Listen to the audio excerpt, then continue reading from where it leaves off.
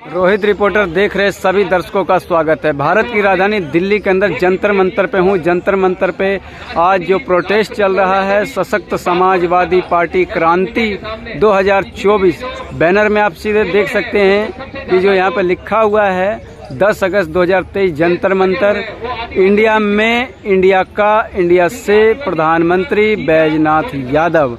इधर राम लोहिया जी का फोटो लगा हुआ है, दूसरी तरफ जो है भीमराव अम्बेडकर जी का है और बीच में जो ये हैं महानुभाव, इनका नाम बैजनाथ यादव है। आइए हम बैजनाथ यादव जी से बात कराते हैं आपकी और जानते हैं कि किस तरीके से प्रधानमंत्री की दावेदारी ये रख रहे हैं। हमारे चैनल में आपका स्वागत है सर। धन्यवाद। आप अपना परिचय हमारे दर्शकों को एक बार अपने मुख से दे दीजिए। मैं बैजनाथ यादव,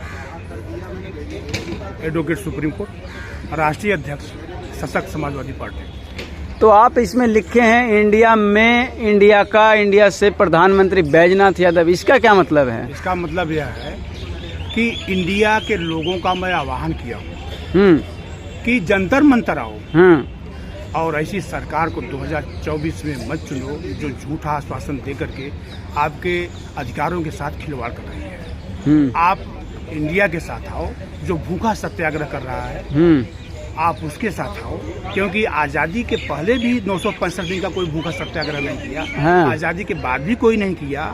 यह आप ये प्रश्न आप उठाएंगे कि क्या भूखा सत्याग्रह करने वाला ही सभी कोई प्रधानमंत्री बन सकता है? तो मैं कह रहा हूँ आप उसको आज के टाइम में मेरे सामने आप लाओ। कौन कर रहा है इस देश में जो भूखा सत्याग्रह करके प्रधानमंत्री की बात कर रहा है? आप उसको लाओ जो इतने दिनों से कर रहा हो। ये मेरा विजन है। जो प्रधानमंत्री होगा वो सत्याग्रही होगा, तभी देश जो है अमन चैन होगा, क्योंकि ये झूठा आश्वासन दे करके देश का हित नहीं किया जा सकता। जो आज चल रहा है ये ऐसा भविष्य में न हो, उसके लिए भूखा सत्याग्रह करके मैं देश को संविधान के अनुरूप कार्य करने के लिए, लोगों को अधिकार देने के लिए, युवा को रोजगार देने के लिए, किसानों की आय दोगुना करने के लिए, महिला सशक्तिकरण के लिए, युवा सशक्तिकरण के लिए मैं यहाँ पे जो कार्य कर रहा हूँ ये उनके लिए है। मैं इंडिया की आवाज़ बना हूँ, इसलिए मैं इंडिया का आह्वान करता हूँ इंडिया जंतर मंतर आओ और बैजनाथ यादव को प्रधानमंत्री बनाओ, क्योंकि आप ही की आवाज़ में हूँ। जो मांग आपकी है वही मांग मेरी है। आप आओ और मिलके हम देश में 2024 में अपनी सरकार बनाते हैं और संविधान का अनुरूप काम करते हैं। तो इस तरीके के वादे तो सभी पार्टियां लगभग करती है, निर्दलीय उम्मीदवार भी करते हैं। इसमें अलग क्या है आपका? अलग 965 दिनों से भूखा सत्याग्रह रहा विजन को लेकर। विजन को समझिए पत्रकार महोदय जी, विजन क्या है? उस विजन पर काम हो रहा है। 20 दिसंबर 2020 से लगातार ये भूखा सत्याग्रह उत्तर प्रदेश के जनपद भदोही सशक्त समाजवादी पार्टी के राष्ट्रीय कार्यालय नागपुर से चल रहा है। तो एक विजन को लेकर के है, ये आज से नहीं है। ये 20 दिसंबर 2020 लगातार भूखा सत्याग्रह चल रहा है। इससे क्या फायदा हुआ है आपको? कुछ फायदा हुआ है अब तक? इस देश को सत्याग्रह करके आजादी दिलाने का काम किया गया है। यथार्थ आजादी दिलाने के लिए ये भूखा सत्याग्रह किया जा रहा है। जो लोगों के हक अधिकार से जो खिलवाड़ किया जा रहा है उसके लिए भूखा सत्याग्रह किया जा रहा है। उसके लिए मैं भूखा सत्याग्रह कर रहा हूँ। देश में जो आजादी मिली हुई है उसमें सत्याग्रह का बहुत बड़ा रोल है, बहुत बड़ी भूमिका है। वही आज यथार्थ आजादी के लिए बैजनाथ यादव भूखा सत्याग्रह कर रहे हैं, यथार्थ आजादी दिलाने के लिए। क्योंकि आज देश में आज़ादी मिलने के बावजूद भी, संविधान लागू होने के बावजूद भी संविधान के अनुरूप कार्य नहीं हो रहे हैं। असमानता कायम है, बेरोजगारी कायम है, भ्रष्टाचार कायम है, हिंसा चरम पे है, देश में गृह युद्ध चल रहा है। इसलिए मैं कहता हूँ ऐसी सरकार की जरूरत नहीं है जो झूठा आश्वासन दे करके जनता को धोखा दे, देशवासियों को धोखा दे। आप 900 कुछ सालों से भूखा सत्याग्रह कर रहे हैं और आपके साथ में कितने लोग अब तक जुड़े हैं? हमारे साथ किसान हैं, हमारे साथ किसान है, वंचित है, बेरोजगार है, पीड़ित है। हम उत्तर प्रदेश में साइकिल यात्रा करके, और हमारे साथ सभी वर्ग थे, मजदूर थे, किसान थे, महिला थे और वहाँ के व्यापारी थे, सभी पीड़ित थे। हम उन लोगों के साथ साइकिल यात्रा करके, और ये साइकिल यात्रा है और आप लिस्ट देख लीजिए कितने लोग हमारे साथ चलते थे।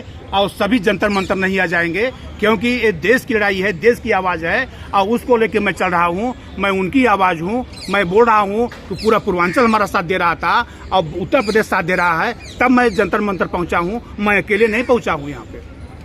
तो ये राम मनोहर लोहिया जी का तस्वीर आपने क्यों लगवा रखा है, क्या इसका संकेत क्या है? क्या 1963 में डॉक्टर राम मनोहर लोहिया जी फर्रुखाबाद से सांसद चुने गए थे, जो उपचुनाव था कांग्रेस का। उस उपचुनाव में कांग्रेस से वहाँ सांसद चुने गए थे। तो इन्होंने पार्लियामेंट में कहा था कि संसो पाने बाधी गाट पिछड़े पावे 100 में 60। संयुक्त सोशलिस्ट पार्टी उनकी पार्टी थी, उसका उनका मोटो था कि संसोपा संयुक्त सोशलिस्ट पार्टी संसोपा ने बाधी घाट पिछड़े पावे 100 में 60।